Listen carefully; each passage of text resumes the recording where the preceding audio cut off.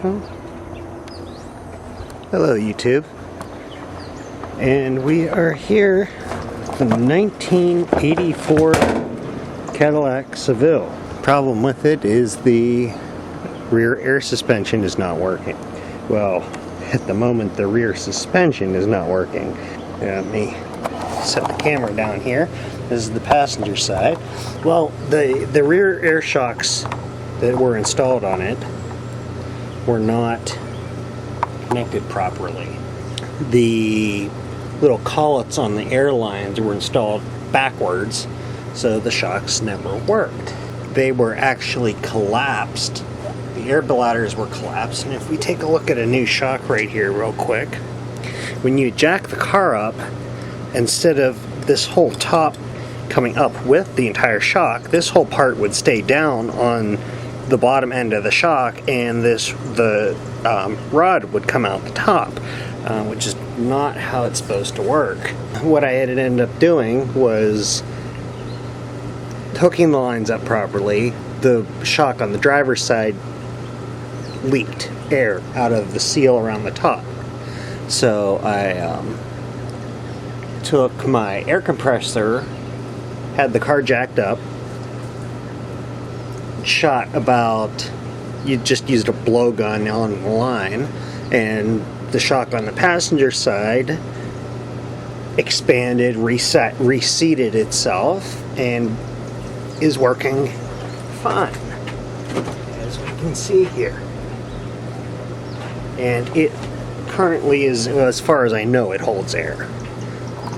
But take a look at the driver's side.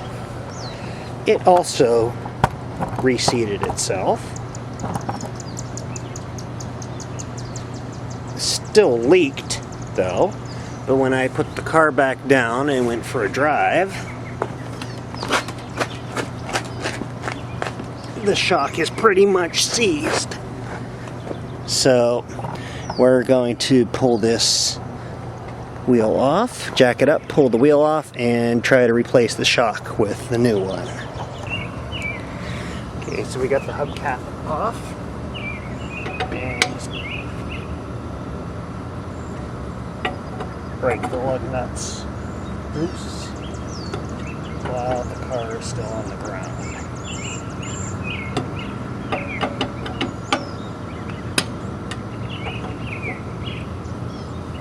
Alright, time to jack it up and see what we got. Okay, so here we have the shock. The airline is disconnected from it. This is the T-fitting and all that. But you can see there that how the shock is collapsed like that. And that is actually the exact same shock that I'm going to be putting back on. Set of Gabriel hijackers. Although those were made in USA. 729-230. 729-230. These were made in Mexico. Don't know how old those are, but yeah. So anyway, let's get to work. Hey, we got those bolts have to come out, and that bolt has to come out, and it should just pop out of there. Hopefully with a bit more ease than the one did on my Imperial. Okay, so our shock is now mounted. And the airline is connected. The T is tucked nice and neatly behind the shock tower. Now just get our tire back on and try it out.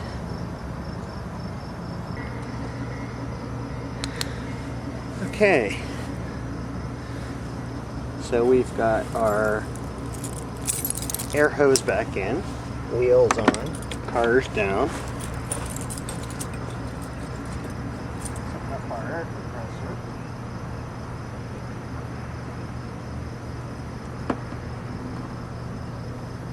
It's been disconnected. And see if she works.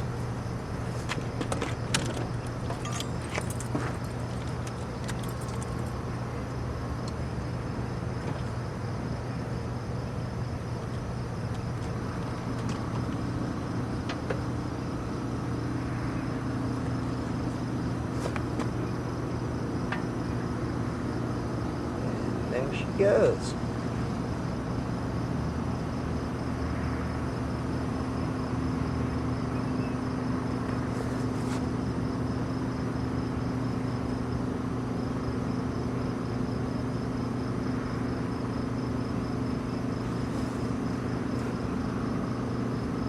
Now I'm actually going to shut that off, simply for the fact that the air ride switch is disconnected under the car.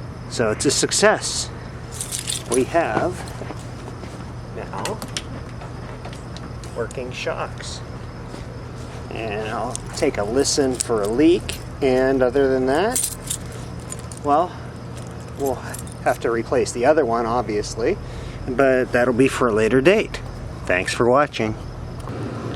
Something I just noticed on the other shock over on the passenger side of the car, the whole top of the shock has shifted. I don't know if that happened, why, there. I don't know why it's done that. Yeah, so we're definitely got to replace the other shock here too sometime soon. At least it should be drivable for now.